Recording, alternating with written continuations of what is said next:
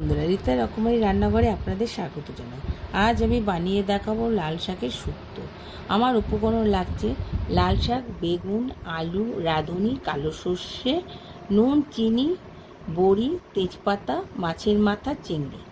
প্রথমে কড়াইতে সর্ষের তেল দিয়ে গরম করে নিয়ে তাতে মাছের মাথা এপিট ওপিট করে ভেজে নেব। তারপর বড়ি ভেজে রাখবো একটা বাটিতে।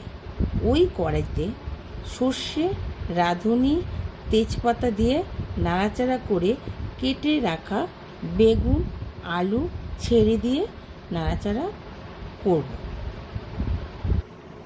তারপর ওতে লাল শাক দিয়ে নুন, চিংড়ি মাছ দিয়ে নাড়াচাড়া করে জল পরিমাণ মতো ঢেলে দেব।